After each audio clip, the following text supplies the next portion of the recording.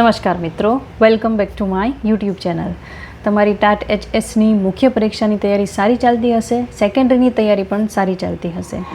HSને હવે ગણતરીના દિવસો જ બાકી રહ્યા છે. તમારી હોલ ટિકિટ આવી ગઈ છે, તો તમે ડાઉનલોડ કરી લીધી હશે અને જોઈ લીધું હશે કે કેન્દ્ર ક્યાં આવેલું છે અને તેની તૈયારી પણ કરી લીધી હશે. આ વિડીયોમાં હું નિબંધની વાત કરવાની છું. નિબંધનો એક એવો ટૉપિક મેં લીધો છે જેની શક્યતા છે કે પૂછાઈ શકે. તો બીજી એક વાત કહી દઉં કે તમારી રીતે 15 થી 20 એવા ટૉપિક રિસર્ચ કરીને તમે લખી રાખો અને તેના નિબંધ પણ તૈયાર કરી રાખો, જેથી તમને આત્મવિશ્વાસથી તમે મુખ્ય પરીક્ષામાં લખી શકો. અલગથી નોટબુકમાં ચોપડામાં તમારે આ વિષયો લખવાના છે. આખા તેના નિબંધ, તેના સ્ટેટિસ્ટિક્સ એટલે કે આંકડાઓ તેમાં નિબંધમાં જો લખવાના હોય તો તમે ગૂગલ અને જેમિનાઈ અથવા ChatGPT કે ગમે તે આર્ટિકલ હોય તેમાંથી લઈ અને તમે તેમાં ઇન્ક્લુડ કરી શકો, લખી શકો. તો અલગથી તે બુક બનાવો અને બધા નિબંધો તૈયાર કરો. તો અહીં નિબંધનો ટૉપિક જે છે તે છે શિક્ષણ ક્ષેત્રમાં ડિજિટલ ક્રાંતિ, તેના ફાયદા અને ગેરફાયદા.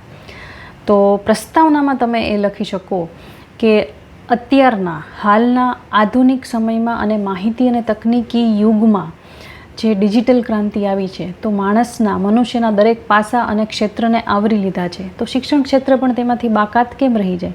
શિક્ષણ ક્ષેત્રમાં પણ શિક્ષકો, વિદ્યાર્થીઓ અને વાલીઓ ડિજિટલ ક્રાંતિનો ઉપયોગ કરે છે, અથવા તો ડિજિટલ જે તકનીકી બધી જે માહિતી છે, એપ્લિકેશન છે કે તેના જે પ્લેટફોર્મ્સ છે તેનો ઉપયોગ કરે છે. કોરોના કાળનો પણ તમે ઉલ્લેખ કરી શકો કે કોરોના કાળમાં એટલે કે COVID-19 મહામારી જે હતી તેમાં લોકડાઉન થયું હતું, તો શિક્ષણને તેણે અસર પાડી હતી. તો વિદ્યાર્થીઓ જ્યારે સ્કૂલે ન જઈ શકતા, કોલેજમાં ન જઈ શકતા, શિક્ષકો ભણાવવા ન જઈ શકતા, ત્યારે ઓનલાઈન શિક્ષણ છે તે ખૂબ જ ઉપયોગમાં આવ્યું હતું. તો કોરોના કાળના જે સમયમાં, લોકડાઉનના સમયમાં ડિજિટલ ક્રાંતિને એક અલગ જ દિશા અને ગતિ મળી હતી. તો તેના કારણે પણ બધાને એવો અહેસાસ થયો હતો કે આ ડિજિટલ જે તકનીકી છે તે આપણે શિક્ષણમાં ખૂબ સારી રીતે ઉપયોગમાં લાવી શકીએ છીએ. પહેલેથી આપણે ડિજિટલ જે બધા સંસાધનો છે તેનો ઉપયોગ કરતા હતા, પણ કોરોના કાળથી આપણને સાચી ખબર પડી, આપણને અહેસાસ થયો કે આપણે જરૂર જેટલો ઉપયોગ નથી કરતા આનો. આપણે ગમે તેવો સારો યુઝ કરી શકીએ છીએ ડિજિટલ બધા સંસાધનોનો. તો આ રીતે તમે પ્રસ્તાવના બાંધી અને લખી શકો. પછી તમારે ડાયરેક્ટ ફાયદા અને ગેરફાયદા લખવાના રહે છે. હવે કોઈ પણ નિબંધ તમે લખો તો સૌથી પહેલાં તેના ફાયદા લખવાના, તેના ગેરફાયદા પછી લખવાના. તો આ એક એવો નિબંધ છે કે તમે ફાયદા લખો અને ગેરફાયદા લખો તો તેમાં પોઈન્ટ પાડીને એટલે કે મુદ્દા પાડીને લખો તો વ્યવસ્થિત દેખાય.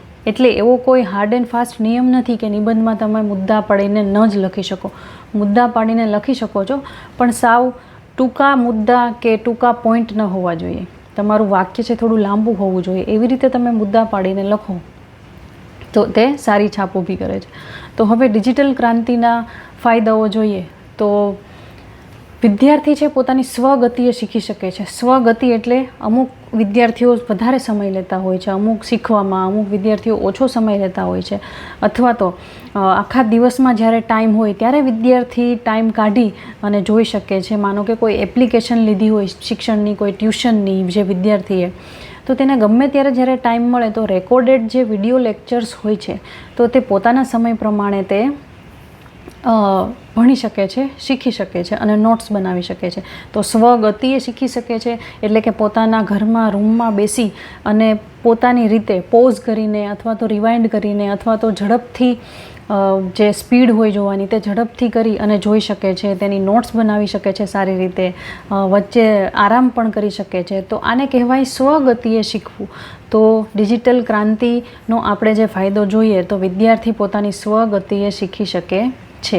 પછી ગરીબ વિદ્યાર્થીઓ માટે એટલે કે જે પછાત વિદ્યાર્થીઓ હોય છે કે જેનું બેકગ્રાઉન્ડ ઇકોનોમિકલી સારું નથી હોતું, તો અને તે લોકો ક્યાંય ગાંધીનગર, અમદાવાદ, દિલ્હી કે એવી રીતે કંઈ જઈ ન શકે મોટા સિટીમાં, તો તે ઘરે બેસીને પણ એવા પેઇડ કોર્સીસ લઈ શકે છે અને તે રહેવા અને જમવાનો કે જે ટિકિટ ભાડાનો ખર્ચો છે તે પોસાય નહીં, તો ઘરે રહીને પણ આવા એપ્લિકેશન્સ અને સોફ્ટવેર લઈ શકે છે, જેનાથી તેઓ આગળ ભણી શકે છે અને બીજાની જેમ જ શીખી શકે છે, જે લોકોની પાસે પૈસા હોય છે, કે જે લોકો ફાઇનાન્શિયલી સ્ટ્રોંગ હોય છે. તો આ રીતે પણ એક વાત થાય છે.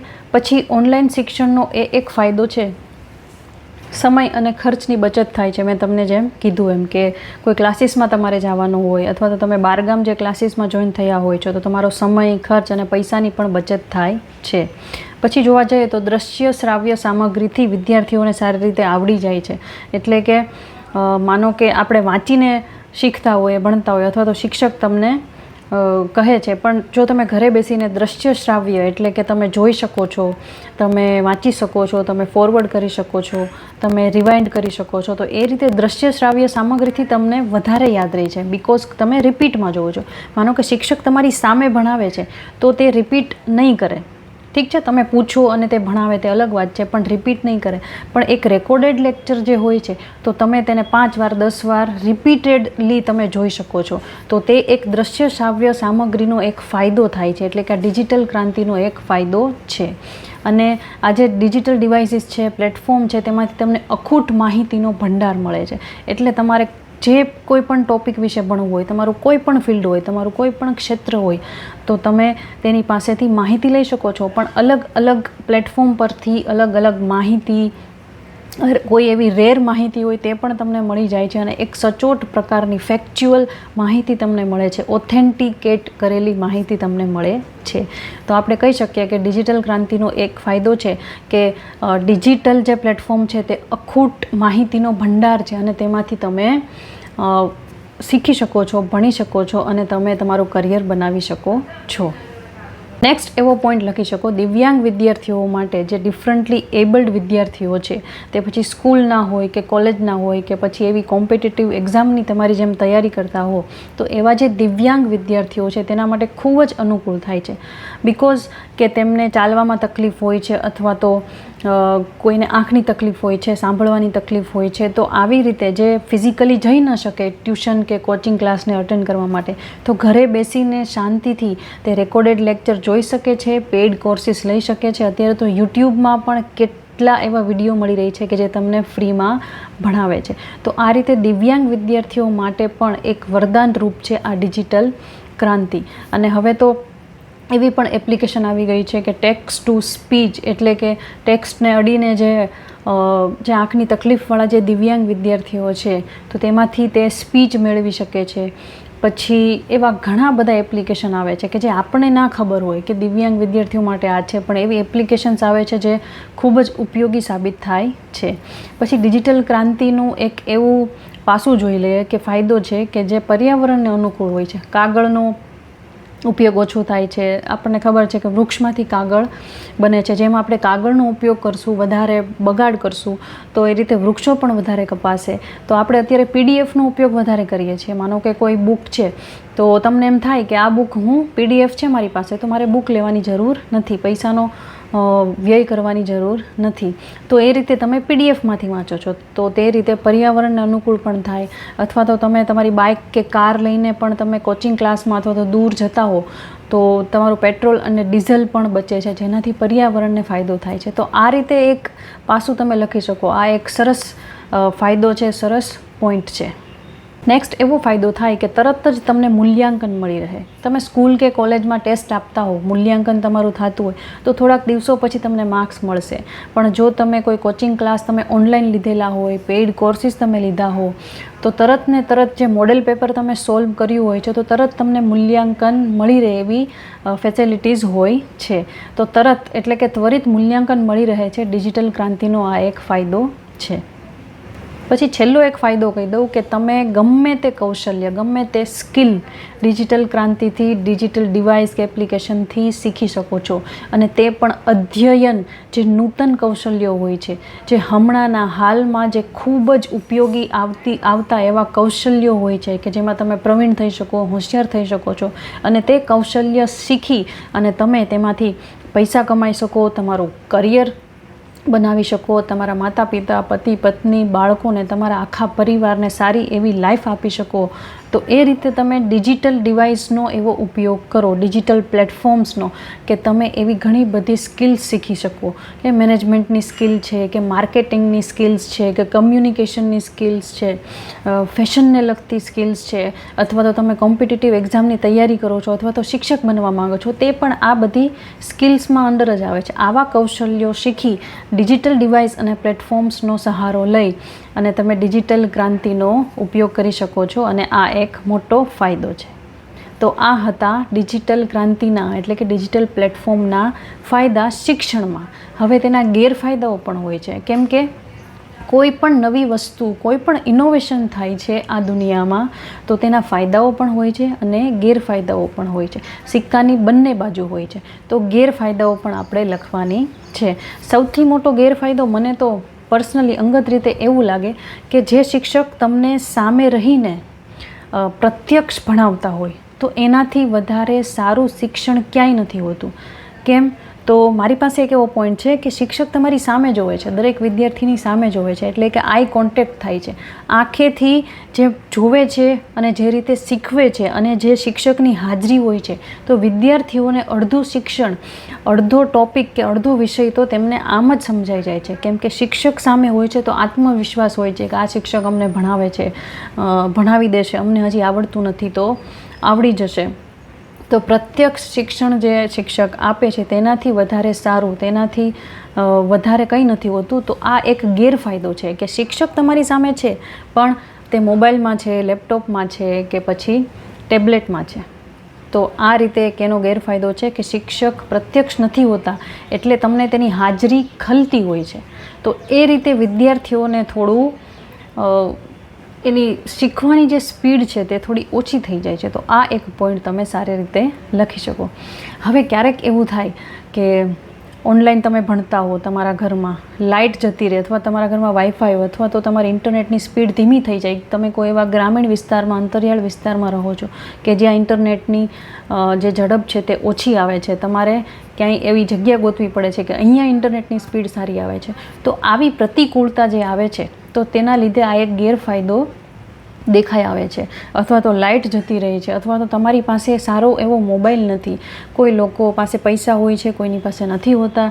જે બધાની પરિસ્થિતિને અનુકૂળ બધા પાસે મોબાઈલ હોય છે.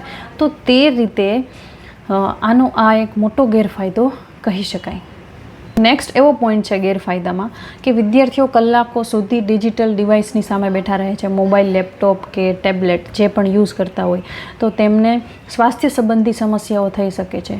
કે જમવા ગયા અને તરત બેસી રહ્યા સાંજ સુધી, પછી પાછું ફરીવાર જમવાનો સમય થઈ ગયો, તો તમારે કોઈ શારીરિક જે કસરત છે તે કરવાનો ટાઈમ નથી મળતો, કે બિકોઝ તમે એક્ઝામની તૈયારી કરો છો. તો મેદસ્વીતા વધે છે, એટલે કે શરીર જાડું થઈ જાય છે, અથવા તો સ્નાયુ અને હાડકાનો દુખાવો વધે છે, તેની પરમેનન્ટ જે ઇન્જરી હોય છે, તે ઈજા છે તે થઈ જાય છે. આંખ દુખે છે, આંખના નંબર વધી જાય છે, માનસિક તાણ પણ વધી શકે છે. તો આ રીતે તમે ડિજિટલ ડિવાઇસની સામે સતત બેઠા રહો તો આ એક સ્વાસ્થ્ય સંબંધી સમસ્યાઓ પેદા થાય છે. તો આ પોઈન્ટ ગેરફાયદામાં લખવો ખૂબ જરૂરી છે. પછી મેં તમને જેમ કીધું એમ કે શિક્ષક પ્રત્યક્ષ નથી, તો જો કોરોના કાળમાં જેમ બધા ભણતા હતા ડિજિટલ ડિવાઇસની સામે, તો તે સ્કૂલે 2 વર્ષ આવી જ નહોતા શક્યા. તો તે બાળકો જે છે, તે વિદ્યાર્થીઓ છે, તેને ઇતર પ્રવૃત્તિથી અથવા તો સ્કૂલે આવવામાં જે શિસ્તનો જે પાઠ મળે છે, જે સહપાઠી શિક્ષણ મળે છે, જે શિક્ષક જે સલાહ આપે છે, જે એવી રીતે કડક વલણ દાખવે છે, એવું તેમને કાંઈ મળ્યું ન હતું. તો આ એક ગેરફાયદો થઈ શકે છે. તમે ઓનલાઈન શિક્ષણ લેતા હો કે ઘરે બેઠીને શિક્ષણ લેતા હો, તેના કરતાં શાળાએ જવું તમે કોલેજે જતા હો તો એક અલગ વસ્તુ છે. ત્યાં તમને શિસ્ત મળે છે, તમને એવું વાતાવરણ મળે છે, તમે એકબીજાને જોઈ અને હરીફાઈ કરો છો, તંદુરસ્ત હરીફાઈ થાય છે. તેના લીધે તમારો સર્વાંગી વિકાસ થાય છે, ભાવનાત્મક વિકાસ થાય છે. તો આ એક તેનો ગેરફાયદો છે કે વિદ્યાર્થીઓનો ભાવનાત્મક વિકાસ થતો નથી. તે શિક્ષક ના જે અને સ્કૂલનું જે શિસ્તભર્યું વાતાવરણ છે તેનાથી તે વંચિત રહી જાય છે. તો આ એક મોટો ગેરફાયદો છે. નેક્સ્ટ એવો ગેરફાયદાનો પોઈન્ટ છે ધ્યાન ભંગ અને એકાગ્રતાનો અભાવ. હવે તમે મોબાઈલ લઈને બેઠા છો, તમે ટેબ્લેટ લઈને બેઠા છો, એમાં તમારા ઇન્સ્ટાગ્રામનું કે ફેસબુકનું કે એવું કોઈ નોટિફિકેશન આવે, તમારા કોઈ ફ્રેન્ડનો મેસેજ આવે તો તમે તરત ઇન્સ્ટાગ્રામમાં જતા રહો છો અને ઇન્સ્ટાગ્રામમાં રીલમાં સ્ક્રોલ કરવામાં કેટલા કલાકો જતા રહે તમને જ ખબર નહીં પડે. તો આને એક ડિસ્ટ્રેક્શન કહેવાય. તમે આ શબ્દ પણ લખી શકો, ડિસ્ટ્રેક્શન, કે ઓનલાઈન શિક્ષણ આપણે જ્યારે મેળવતા હોઈએ છીએ ત્યારે ઇન્સ્ટાગ્રામ જેવી એપ્લિકેશનથી, તેના નોટિફિકેશનથી વિદ્યાર્થીઓને ખલેલ પડે છે, તેમનું ધ્યાન ભંગ થાય છે અને આવા ડિસ્ટ્રેક્શનથી શિક્ષણ ઉપર ખરાબ અસર પડે છે. તો આ રીતે તમે લખી શકો. હવે ઓનલાઈન શિક્ષણ લેતી વખતે અમુક વિદ્યાર્થીઓ ઇન્સ્ટાગ્રામમાં પોતાનું અકાઉન્ટ બનાવે છે તો તેમાંથી સાયબર બુલિંગ પણ થઈ શકે છે. સાયબર બુલિંગ એટલે કે વિદ્યાર્થીઓના દેખાવ પરથી કોઈ જાડું છે, કોઈ પાતળું છે, કોઈ ગોરું છે કે કાળું છે, એ રીતે સાયબર બુલિંગ કરે છે. અથવા તો કોઈ શિક્ષણમાં નબળા છે તો એવા જે બધા બુલિંગ કરવાવાળા લોકો હોય છે તે તેને એમ કહે છે કે તું ઠોઠ છો અને તું આમ નથી કરી શકો, તેમ નથી કરી શકતો, તો એને સાયબર બુલિંગ કહેવાય. તો આ ઓનલાઈન શિક્ષણનો એક મોટો ગેરફાયદો છે કે બાળકો હોય, સ્કૂલના હોય કે પછી 11-12ના ટીનેજ બાળકો હોય અથવા તો કોલેજના બાળકો હોય તો એને સાયબર બુલિંગનો ભોગ બને છે. અને ઘણા કિસ્સાઓમાં એવું થાય છે કે જે વિદ્યાર્થી છે પોતે પોતાનો જીવ લઈ લે છે. તો માતા પિતાએ એવી જાગૃતતા રાખવી જોઈએ કે જો વિદ્યાર્થીઓ છે, બાળકો છે, તેમના તે સ્ક્રીન ટાઈમ એટલે કે મોબાઈલ ટેબ્લેટનો યુઝ કરે છે પોતાના ટ્યુશન ક્લાસીસ માટે, તો આટલો બધો લાંબો સમય તેના ક્લાસીસ ચાલે છે કે નહીં, અથવા તો તે બીજી કઈ ઇતર પ્રવૃત્તિ કરે છે ઇન્સ્ટાગ્રામ પર, ફેસબુક પર, અથવા તો કોઈ એવી ગેમની એપ્લિકેશન આવે છે તેના પર. થોડાક ટાઈમ પહેલાં મેં એક પિક્ચર જોયું હતું હોટસ્ટાર પર, પ્રીતમ એન્ડ પેદ્રો, તો તમે પણ જોઈ લેજો. તો એમાં સાયબર બુલિંગનું અને જે વિડીયો ગેમ્સ છે તેના ખતરનાક પરિણામોની આખી સ્ટોરી જ તેના પર છે. કે જે તમને યાદ હોય તો બ્લુ વેલ નામની ગેમ આવી હતી અને તેમાં ઘણા બધા ટીનેજ બાળકો હતા તો પોતાનો જીવ લઈ લીધેલો હતો કે તેમાં ડેરિંગ આપવામાં આવે કે તારે આમ કરવાનું છે, તારે તેમ કરવાનું છે, અને છેલ્લે એવું લેવલ આવે કે બિલ્ડિંગની છત પરથી તેને કૂદકો મારવાનું કહેવામાં આવે. તો આ એક છે સાયબર બુલિંગ કે સાયબર ક્રાઇમ કહી શકાય. તો આ એક બહુ ખતરનાક વસ્તુ છે. ગેરફાયદો તો ન કહી શકીએ પણ આ એક જીવનું જોખમ પણ કહી શકીએ. ઠીક છે. હવે ડિજિટલ ડિવાઇસીસ યુઝ થતા હોય તો ફેક ન્યૂઝ અને જે ફેક ખબરો આવતી હોય છે તેનાથી પણ સચેત રહેવું જોઈએ કે તમારું માતા પિતાએ ધ્યાન રાખવું જોઈએ કે બાળક છે ફેક ન્યૂઝમાં નથી આવી ગયું, અથવા તો તમે પણ જે કાંઈ પણ માહિતી કોઈ પણ એપ્લિકેશન ઉપર આવે, ન્યૂઝ ચેનલ પર આવે, તો કોઈ પણ વિડીયો આવે તો પહેલાં તો એ ધ્યાન રાખવું જોઈએ આ કોઈ AI તો નથી, આ કોઈ ફેક ન્યૂઝ તો નથી. તો આ એક એનો મોટો ગેરફાયદો છે. હવે લાસ્ટ અને સૌથી મહત્ત્વનો આ ગેરફાયદો કોઈ હોઈ શકે તો પરીક્ષામાં ચોરી અને ગેરરીતિ. હવે અત્યારે નાના નાના બ્લૂટૂથ પણ આવી ગયા છે જે બુટ્ટીની સાઇઝના પણ હોય છે, તો તેનાથી પણ ચાલુ ક્લાસે, ચાલુ પરીક્ષા ખંડમાં પણ ચોરી થઈ શકે છે અને કોઈને ખબર પણ ના પડે. અને એવા ગોગલ્સ એટલે કે એવા ચશ્મા પણ આવી ગયા છે કે જેમાં કેમેરા પણ ફિટ કરેલો હોય છે, તેમાં મોબાઈલ થ્રુ તમે વાત પણ કરી શકો અને એની ફ્રીક્વન્સી બહુ સારી હોય છે, એટલી ઝડપી હોય છે અને તેની કનેક્ટિવિટી છે એ દૂર સુધી જઈ શકે. તો આવા ગોગલ્સ, આવા ચશ્મા પણ આવી ગયા છે. બહારથી તમને નોર્મલ ચશ્મા લાગે પણ તેમાં કેમેરા ફિટ કરેલો હોય છે અને બ્લૂટૂથ પણ ફિટ કરેલું હોય છે. તો આવી રીતે પણ ચોરી થઈ શકે છે. તો આ એક ડિજિટલ ડિવાઇસ જ થઈ જાય છે. ડિજિટલ ક્રાંતિના આ ગેરફાયદામાં પણ આવી જાય છે.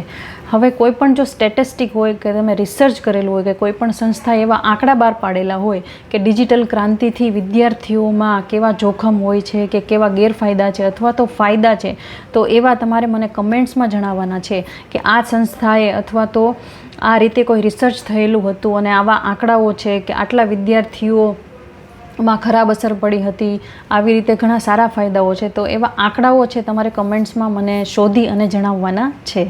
ટાટ HSની અને Sની મુખ્ય પરીક્ષા માટે ઓલ ધ બેસ્ટ. હજી તમે વાંચવાના કલાકો છે થોડા વધારજો અને લખવાની તૈયારી હજી કરજો. પેન તમારી જે છે એક જ રાખજો. અને હા, યુટ્યુબ પર વિડીયો પર ઘણા બધા માર્ગદર્શનના અને શીખવાના વિડીયો છે, તમે જોતા રહેજો. ત્યાં સુધી I will meet you in my next video. Bye, tata, take care.